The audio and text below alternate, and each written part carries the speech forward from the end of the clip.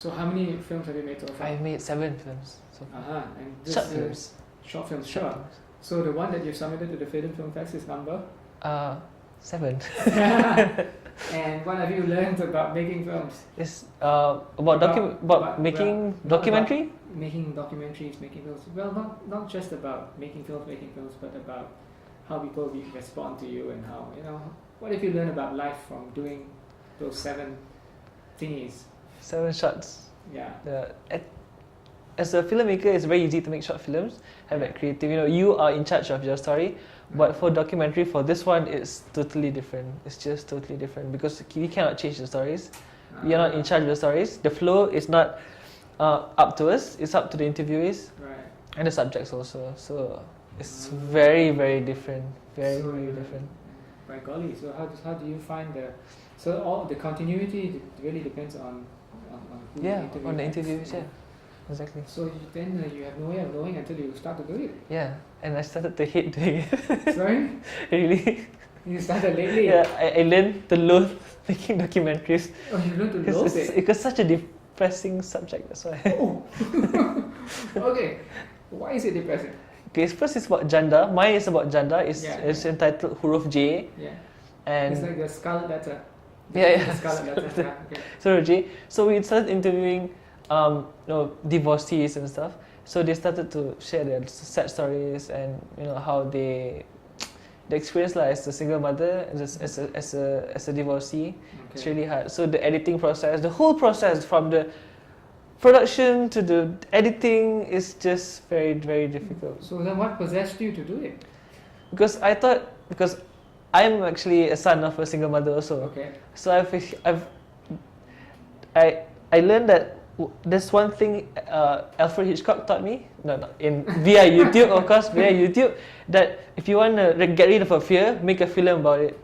One of my fears is, my long lost fear was, not lost yet lah, but long fear was being a son of a single mother, and it's really difficult. So I wanted to make a film about it, and but you are a son of a single mother. Now it's not so difficult anymore because I'm all grown up. But when I was younger, it was very, very difficult. Right. So what kinds of difficulties did you face? Difficulties because, like, for example, my mom, she was an architect, she was a contractor and stuff. So after the divorce, she started selling clothes and medicines and stuff like that. It was very degrading for me. Okay. So she sent me off to a ultra religious school. Right. Very religious school. So did she ever say why? Has she ever told you why? Now she did, yeah. Recently she did. But Why? before she didn't explain to me why. Oh, okay. Could you share with us why? Because she was having a very difficult life and she didn't want me to tag along, tag along with her. And that was it. And I hated her for so long after that. Yeah. I didn't talk to her for 3 years. Oh my. After high school. Right. Yeah. So you're pretty much reconciled now then? What? You're pretty much reconciled now. Yeah. So by this documentary actually. By this documentary. So now you quite understand where she's coming from. Yeah, exactly. So down sampai masuk hospital tau. Pergilah mahkamah. Suka hatilah dia katakan. Tengok mahkamah boleh buat apa. Itu dia jawab. Will think okay, single mother, okay, tak ada suami. Of course you're going to miss that thing. Maknanya pihak lelaki sekarang ni dia tak risau apa pun. Dia tahu mahkamah tak boleh buat apa. Something like macam tak pandai jaga husband ke benda macam tu. But so it's a very life-changing experience. Okay. It's a very, very painful experience also. So what are some of the things that the divorcees face? Stigmas. The court system, the very unjust court system, but especially stigmas. Right. So, to be more specific, we're talking about the Sharia court system. Yeah, Sharia court system, exactly. Okay. So, any specific examples you could give about the unjustness of it? Okay, for divorcees, the biggest trial and tribulation they have to face is raising their children or child. Okay. Because most of them have children and child already, and being a divorced person, they will usually cut off from their monthly salary, what they call this nafkah in BM is called nafkah, alimony. Alimony, right. Yeah, from the husband.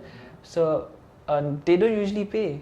The male divorcees never usually pay. So it's a question of enforcement. Yeah, there's a and then they have to go to court and stuff like that. Right. And also the stigmas faced by divorcees also. What motivated you to do this film anyway about Scarlet Letter and all? Scarlet Letter, huruf J. Yeah, It's called huruf huruf J, J. the letter J. Friend told me about Freedom Film Fest and said your documentary can get funded. I thought, okay, documentary. I never actually done any documentaries. It's good to give it a try. Okay. So yeah, so I tried it. Just give it a shot. Give it a That's shot. your first time in. My first time doing documentaries, yes. And first acquaintance with Freedom Film Fest. Yes, exactly. First with commerce also. Fantastic. You're quite gratified with the result then. It's like it's a sense of I have this sense of closure after finishing this film. Okay. There's closure, but I won't say I'm not gratified. I'm not satisfied even with the final product. It's just Sure. it's not a happy ending. Right. It's an ongoing struggle, and you can sense that in the film also. Right. Yeah. Well, thank you for making the film. I'll be sure to watch it. Yeah, you're gonna watch it, Thank you right? very much. I'm gonna watch it. Now that I've talked to you. Okay. Well, thanks very much, Afiq.